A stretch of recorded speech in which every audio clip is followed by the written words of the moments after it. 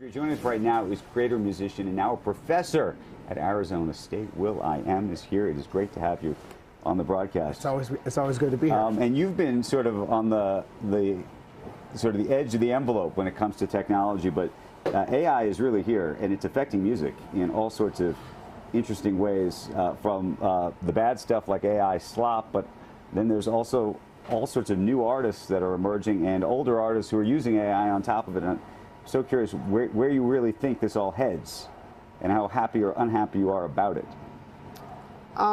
It's a mixed bag, right? I love technology. AI slop. This is the worst it's ever going to be. Right now. Well, it's technology, so technology will continue to get better and better. And it's math. So right. We're going to move from prompting to promptless systems. And so it's Pac-Man right now. But and do you think if any of that music is real? I mean, did you say that like that you're going to give credit to an artist for creating music this way? Do you know what I mean? Like imagine it's 1970, and we're talking about jazz here. Right. A jazz musician would say, "Hey man, what do you think about these samplers that are coming, man? People just sampling our stuff that we did back in the past, man. You think that's music, man? Just sampling stuff, man." Turns out that that's the form of hip hop. Sampling, right, and using technology to reimagine and chop up and reconfigure, doing poetry, tapestry, collage music. Like, so I can't be that critical over AI because I have a career sampling music. So, and the songs, people like the songs, like Pump It is Misery Lou by Dick Dale. And I reimagined that and But you are a human who took creativity and added to it. Yeah, if it's a machine that's doing it, are they just stealing it, lifting it? Well, that's all. You got to be careful with that too, because there's a lot of Shakespearean plays that have been reimagined, and somebody used that as reference points to create films. Whether it's the hero of a thousand faces, we've taken and borrowed and created. But at the core of AI music is some developer, and that's their art. So you can't discredit their art for creating that algorithm to create. Right. Yes, they did borrow from music. They did train on the entire library that humans have made, and that people should be paid for when you train on that. And then we're going to get to a point 20 years from now where it would have evolved, and it's not about training on yesterday's music. And we have to prepare ourselves for that too, because the AI that we're concerned about is not here yet. Right. And that is the AI that's creating just on its own. How hard do you think it is to create today the next superstar? Meaning, in such a fragmented world where you go to like Pop Rising on Spotify, those songs are like, off of TikTok basically, from some smaller influencers that are now in the music business that might have never even been in the music business in the past. And so you have so many people. Can you create a summer hit anymore? No, because just a couple of years ago, 10 years ago, we were communal. Everybody listened to MTV or the same radio station. Everything is now fragmented, and you're lucky if in this fragmented world, everyone is like magnetically drawn to something that's trending, but that trend's short-lived. It isn't like the full summer or the whole year like it used to be. There's an onslaught of like attention bombardment, where what used to be sustained over, like I said, a summer or a full year. So do you think you could start a career right now and be who you are? Well, yes, you could start a career. Is it going to, like, my career wasn't the same as Lionel Richie's career. Lionel Richie was at the height of selling vinyl. My career was at the height of selling CDs. Today's artists are at the height of TikTok, relevance. But when we talk about, like a Beyonce or Taylor Swift, do you almost think that it's like a different generation? That's we're selling records generation. Taylor Swift sold MP3s. Now, we are now in a world where DSPs have devalued the worth of music.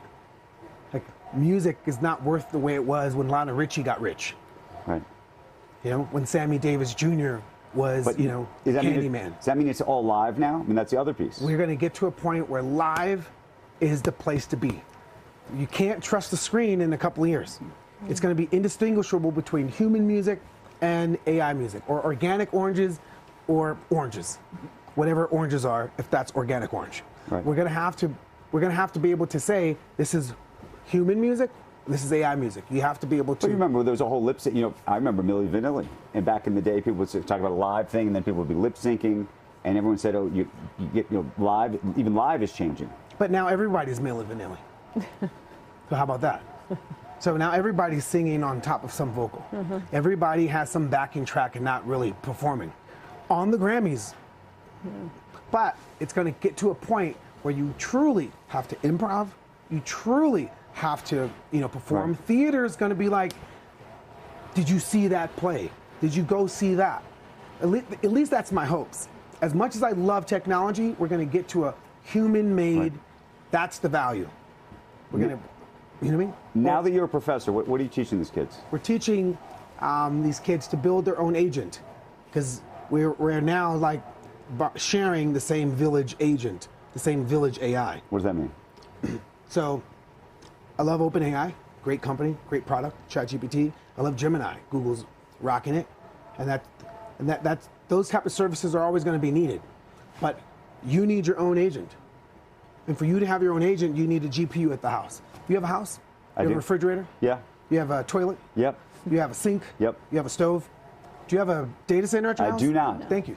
Right? Why don't you have a data center at your house? Because you and the concept of us having our own personal agent, that's not the product yet. So what we're teaching at at ASU at my course, Agentic Self, with our collaboration called Edufy, are students to build their own agent. Thank you, NVIDIA. Thank you, Jensen, for providing GPUs for our students to marry and mint their agent that they built onto their own personal GPU. Because, for example, you have a job. Yep. To get a job, you need a bank account. You have an email address. Yep. You have a phone number. Yep. You couldn't get a job without it. You can't, if you took all your money, went out and bought a house, you couldn't pay in cash. Can't do those things. In the next couple of moments, you're going to need an agent to have a job. Especially when you're seeing, I know you reported a couple of weeks ago, how many jobs have been replaced with agents. So they're replacing humans with agents, and those agents don't even have a lived experience or certificate or diploma. So thank you, President Crow, for providing certificates for all of our students, taking the Agentic Self course, so that when they graduate, they also have a certificate for their agent as well. How many students are in this class? 100 plus students starting off. I would say that there's got to be huge lines, people trying to get into it. Yeah, so it was 100. We capped at 100. Now we got 100 plus. Really awesome. And I'm so excited because I'm seeing like the next 15, 20 years of my life. I get the same joy writing a song to programming my course. Programming like how to get the students engaged, motivated, you know? Okay, so I got a crazy question for you. There's an IP question about who you are. Yeah. So there is so much. I mean, you've created all sorts of music. You've also created all sorts of other content. It is possible that AI will be able to create an AI version of you. Yeah, I heard it. I saw it. You've seen it. You've seen people do this, and potentially sing songs even long after you're alive. I heard that too. Sound like you, look like you. Yep. Is that a good thing for you, that you could live forever, and that you could even be teaching this? Forget about even singing. You could be teaching this class even when you're not teaching this class. The reason why it's a bad thing, or yourself.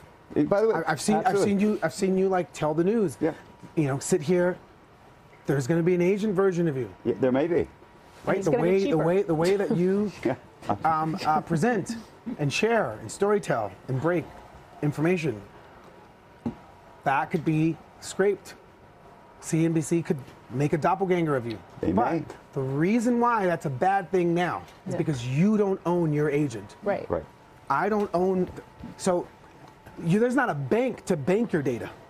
Right. I have a bank that banks my money.